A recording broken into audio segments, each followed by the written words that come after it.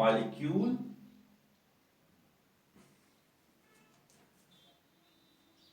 fundamental concepts in organic reaction mechanism.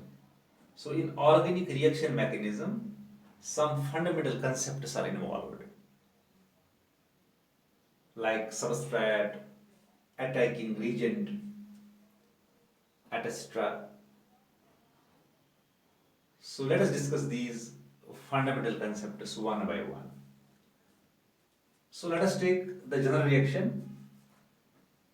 We have an organic molecule acts as one of the reactant. ये एक organic molecule है जो एक reactant है यहाँ पर दूसरा reactant है, उसको हम बोलते हैं जो attack करता है इस organic molecule पे.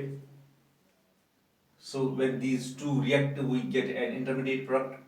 ये intermediate product होता है unstable, इसकी energy होती है high, and ये break हो जाता है and we get product plus byproducts. अब यहाँ पर एक पहला fundamental concept that is substrate. What is meant by substrate? So the organic reactant, जो organic molecule जो act करता है reactant. So the reactant in an organic reaction, which supplies carbon to the new bond, to be formed. That is known as substrate. In a substrate हम उस reaction को बोलते हैं जो न्यू बॉन्ड को कार्बन प्रोवाइड करता है, carbon supply करता है. न्यू बॉन्ड जो बनने वाले होते हैं उसको वो कार्बन सप्लाई करता है, दैट इज कॉल्ड सबस्ट्रेट. जो अदर रिएक्टेंट है, जो दूसरा रिएक्टेंट होता है, दैट इज कॉल्ड रीजेंट, उसको हम बोलते हैं रीजेंट. और रीजेंट बोलते हैं उस पहले वाले को बोलते हैं सबस्ट्रेट, दूसरे को बोलते हैं रीजेंट. अब कभी ऐसे होगा both the reactants supply carbon to the new bond. उस केस में हम क्या करते हैं, उस केस में the molecule on which attention is focused, उस molecule को जिस पे attention focus की जाती है, that is called substrate. उस वाले को उसमें उसको बोलते हैं substrate. अब ऐसी रिएक्शन में क्या होता है, ऐसी रिएक्शन में होता है covalent bond between two carbons. अगर दो कार्बन के दरमियान कोवेलेंट बॉन्ड होगा या कोवेलेंट बॉन्ड होगा between carbon and some other atom, यानी कोई दूसरा एटम होगा, ए फॉर एग्जांपल.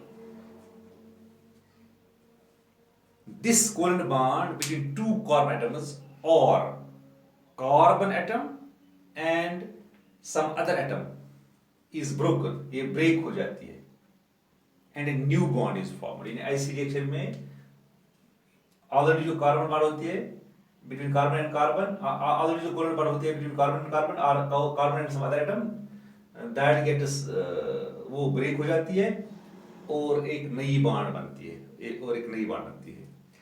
अब सीक्वेंशियल डिटेल इस रिएक्शन की, ऑर्गेनिक रिएक्शन की sequential account of each step, यानी हर स्टेप का एक अकाउंट, सीक्वेंशियली हम अकाउंट रखते हैं हर एक स्टेप का, describing details of electron movement की detail. Sequential account of each step describing details of electron movement,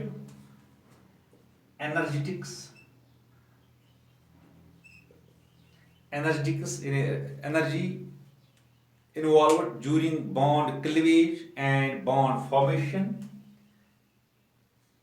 in energy के बारे में हम अकाउंट रखते हैं, इलेक्ट्रॉन मूवमेंट के बारे में, एनर्जेटिक्स के बारे में, यानी the energy involve during bond cleavage and bond formation, and the rates of transformation of reactants into products, और rates के बारे में, rates of reactant transforming reactants into products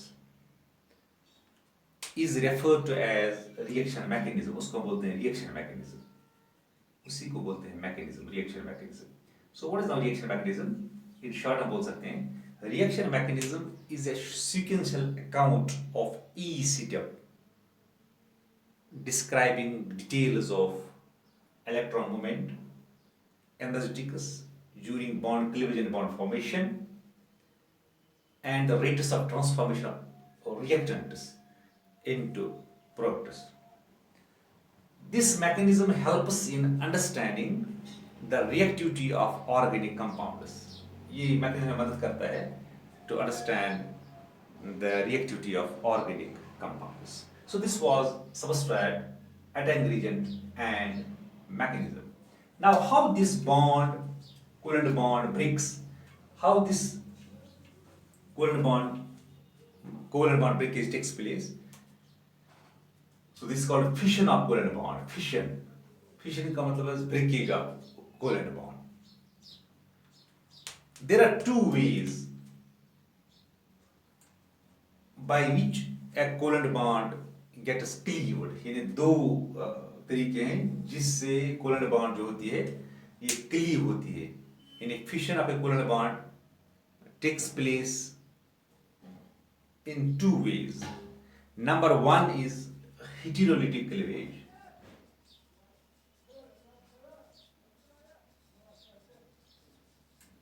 Number second is homolytic cleavage. Homolytic cleavage. Heterolytic cleavage and homolytic cleavage. First of all, I'll take this heterolytic cleavage.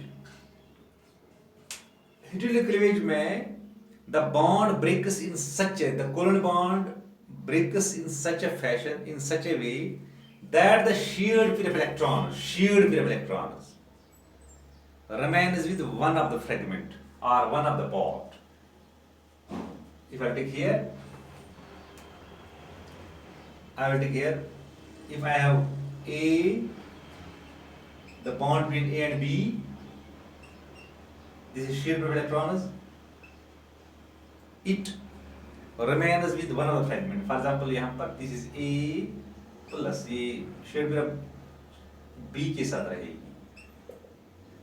ये B के, this is called heterolytic fission. So heterolytic fission में the bond breaks in such a fashion. Heterolytic fission cleavage means when the covalent bond breaks in such a fashion that the shared pair of electrons remains with one of the fragment or one of the parts. इन दो जो bonded atoms है उनमें से एक के साथ रहेगी shared pair of electrons. उस वक्त हम बोलते हैं कि जो bond breakage वहां पर हो गई that is heterolytic cleavage हो गई वहां पर. इसमें क्या होता है, एक एटम को यहां पर बनता है sextet of electrons. That means that have 6 electrons in the outermost shell. Sextet of electrons मतलब है having 6 electrons in the outermost shell. यानी उसका बनता है sextet of electron structure and a positive charge. एक उसको बनता है sextet of electron structure and a positive charge. और बनती है उसकी positive charge. Like this. यहाँ पर ये है. इस पे positive charge होगी develop और it has sextet of electron structure. जो दूसरा वहां पर होता है, दूसरे को क्या होता है, उसको बनता है वैलेंस ऑक्टेट बनता है इसका. वैलेंस ऑक्टेट मतलब it has 8 electrons in the outermost shell and with at least, एक तो इसको बनता है वैलेंस ऑक्टेट और at least बनता है एक लोन पेयर होता है इसका. At least one lone pair, it has one lone pair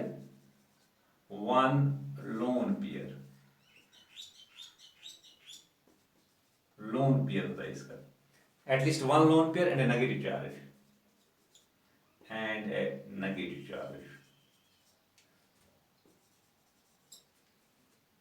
So heterolytic cleavage के दौरान, इन शॉर्ट बोल सकते हैं, heterolytic cleavage के दौरान एक एटम जो इलेक्ट्रॉन पेयर होती है वो एक इलेक्ट्रॉन के साथ रहती है, एक एटम के साथ रहती है वो, और एक एटम को यहाँ पर रहता है sextet of electron structure with a positive charge, और दूसरे को होता है वैलेंस ऑक्टेट यानी outermost shell में होता है 8 electrons with at least one lone pair and a negative charge.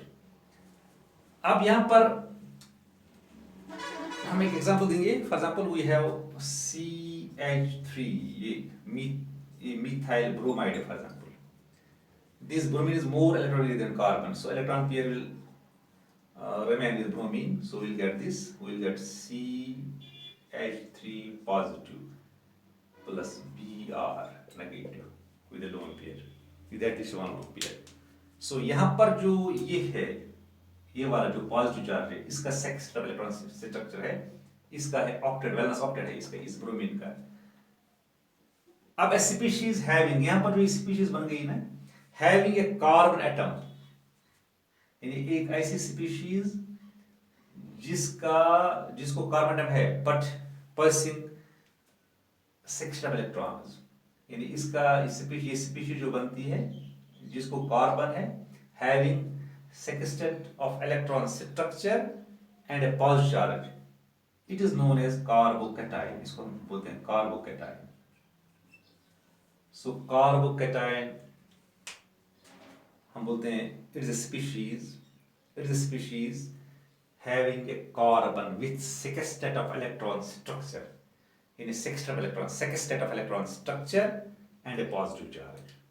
So this carbocation, यहाँ पर जो है ना ये कार्बोकैटायन, दिस कॉल्ड, ये इसको बोलते हैं मिथाइल कैटायन, बोलते हैं इसको methyl carbocation. So these carbocations can be classified, इनको हम क्लासिफाई कर सकते हैं as primary, secondary and tertiary, that means 1 degree, 2 degree, 3 degree, ये हो गया primary, secondary, tertiary। Carbohydrates can be classified into primary, secondary and tertiary depending upon whether the carbon bearing positive charge is attached to one carbon, two carbons or three carbons. If the carbon having positive charge is attached to only one carbon, that is said to be primary carbocation, like this. This carbon having positive charge is attached to one carbon. This is primary carbocation. So we have one more CH3C plus H CH3. This carbon having positive charge is attached to two carbons, 1, 2. This is called a secondary. It's secondary है। We have one more. This is C, positive इस पर charge है। This is CH3, So this carbon having positive charge is attached to 3 other carbons, 1, 2 and 3. This carbon tertiary, a tertiary carbocation है। These carbocations are very reactive and unstable. ये unstable भी होते हैं और reactive होते हैं, reactive species होते हैं ये, unstable and reactive species. Their shape is, carbocation की शेप होती है, जो कार्बोकैटायन है उसमें जो कार्बन होता है दैट इज, उसकी शेप होती है ट्राइगोनल, प्लेनर, उसकी शेप होती है ट्राइगोनल प्लेनर, एंड जो उसकी हाइब्रिडाइजेशन होती है sp2 हाइब्रिडाइज्ड होता है, वो जो carbon bearing positive that is sp2 hybridized, hybridization होती है उसकी sp2। हम अगर उसको हम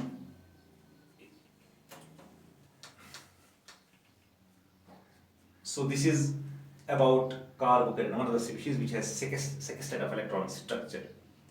अब हेटेरोन्यूक्लियर के दौरान दूसरा चीज भी बनता है यहाँ पर अगर हमने लिया यहाँ पर this is CH3, अगर इसके साथ यहाँ पर कोई एटम होगा Z for example, so heteronuclear के दौरान एक दूसरी स्पीशीज भी बनती है in which carbon gets the shared group electrons, यानी कार्बन को मिलती है शेयर्ड ग्रुप इलेक्ट्रॉन्स, यानी carbon the shared group electrons remains with carbon, यानी if carbon is attached to an atom by covalent bond, so अब एक ऐसा fission होगा, हाइड्रोजन फिशन ही होगा जिसमें the electron pair remain with carbon, वो carbon की तरह रहेगी।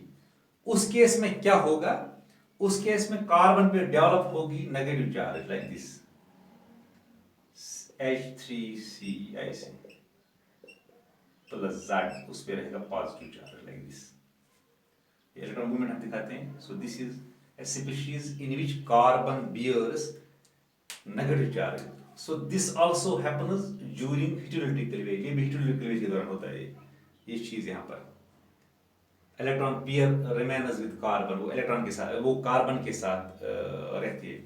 सच ए स्पीशीज नोन एज, इस वाली स्पीशीज को बोलते हैं कार्बेनियन, कार्बेनियन बोलते हैं इसको। कार्बेनियन is a species, carbanium is a species in which carbon bears negative charge. So these coordinates are also unstable, ये भी unstable होते हैं and reactive होते हैं, unstable and reactive होते हैं ये coordinates भी. So इसको हम बोलते हैं ये मिथाइल कॉर्बेट है, मिथाइल कॉर्बेट. अब ये ऑर्गेनिक रिएक्शंस विच प्रोसीड, अब हमारे पास जो organic reactions which proceed through heterolytic bond cleavage, in organic, those organic reactions which proceed through heterolytic bond cleavage or called ionic, उनको हम बोलते हैं ionic और polar reactions बोलते हैं उनको, polar reactions. यानी heterolytic cleavage के दौरान दो स्पीशीज बन सकते हैं, कभी बन सकता है कार्बोकेटाइन, कभी बन सकता है कार्बेनियन. What is carbocation? Carbocation is a species having positive charge on carbon, and carbon is a species having negative charge on carbon. So this was heterolytic cleavage. So there is one more type of cleavage that is called homolytic cleavage. Homolytic cleavage एक दूसरा तरीका है bond breakage का या bond cleavage का. In this homolytic cleavage में क्या होता है, when the homolytic cleavage of a covalent bond takes place, both the bond atoms they take single electron. यानी दोनों बॉन्ड एटम्स सिंगल इलेक्ट्रॉन लेते हैं, यानी सिंगल इलेक्ट्रॉन लेकर भाग जाते हैं वो ऑफ द शेयर्ड पेयर. ऐसे मैं अगर लिखूंगा यहाँ पर, if I have like this a, so ऐसे हम दिखाते हैं यहाँ पर एक होमोलिटिक क्लीवेज होगी like this. So will get in presence of light, for example, will get A. इसका एक इलेक्ट्रॉन इसके साथ शेयर पेयर का, एक इलेक्ट्रॉन इसके साथ जाएगा. So both the bond atoms take a single electron of the shared pair. हर एक इलेक्ट्रॉन लेता है शेयर पेयर का. अगर ऐसा होगा कभी तो उसको हम बोलते हैं ये होमोलिटिक क्लीवेज है. So यहाँ पर सिंगल इलेक्ट्रॉन मूवमेंट दिखाते हैं by this half headed arrow. वहां पर हम देखते हैं जो हम सिंगल इलेक्ट्रॉन मूवमेंट हम दिखाते हैं हाफ हेडेड एरो से. हाफ हेडेड एरो इसको बोलते हैं फिश हुक से, इसको ये फिश हुक टाइप होता है, fish hook. Half headed arrow से दिखाते हैं हम single electron movement. These are neutral species, ये होते हैं यहाँ पर जो ये बनते हैं, दीज आर न्यूट्रल स्पीशीज, ये न्यूट्रल होते हैं. यानी होमोलिटिक फिशन के दौरान हमें न्यूट्रल स्पीशीज जनरेट होती है, न्यूट्रल स्पीशीज यहाँ पर प्रोड्यूस होती है या जनरेट होती है. यहाँ पर अगर मैं ऐसे लेता हूँ, for I when this CH3 यहाँ पर फॉर एग्जांपल हमें मिलेगा CH3. ये share pair between two carbons, यहाँ पर एक ब्रेक हो गया, होमोलिटिक क्लीवेज हो गई. So will get these are called, जो यहाँ पर ये इसको हम बोलते हैं अल्काइल फ्री रेडिकल्स बोलते हैं इसको. जी बनेगा ये अल्काइल. अगर ये मिथाइल है यहाँ पर, सो अगर ये अल्काइल ग्रुप्स होंगे तो फिर ये अल्काइल फ्री रेडिकल है. यहाँ पर फ्री ये मिथाइल रेडिकल है, so alkyl free radical. Generally speaking, if we replace this CH3 by R, हम R जनरली हम उसको रिप्लेस करेंगे R से, सो R उनको बोलेंगे फिर अल्काइल फ्री रेडिकल्स. ये अल्काइल फ्री रेडिकल्स है. सो इनको भी हम क्लासिफाई कर सकते हैं जिस तरह हमने उनको क्लासिफाई कर दिया प्राइमरी, सेकेंडरी एंड टर्शियरी, इनको भी हम कर सकते हैं classify. So this is primary free radical. So this is secondary free radical. Here the carbon which bears unbilled electron, which has unbilled electron, if that is linked to one carbon, that is primary. If that is linked to two carbons, that is secondary. If that is linked to the carbon which has unbilled electron, if that is linked to three carbons, that is called tertiary free radical. यहाँ पर जो हमें species बनती है, this is called free radicals. These are neutral species है. So we have primary free radicals, secondary free radicals, and tertiary free radicals. So reactions which proceed by homolytic fission, any organic reaction which proceed through homolytic fission or by homolytic fission, they are called free radical. Free radical or non-polar or homopolar. reactions, उनको हम बोलते हैं free radical or non-polar or homopolar reactions. So these were some fundamental concepts involved in organic reaction mechanism: substrate, attenuation agent, mechanism, fission of a covalent bond, heterolytic fission and homolytic fission. Okay.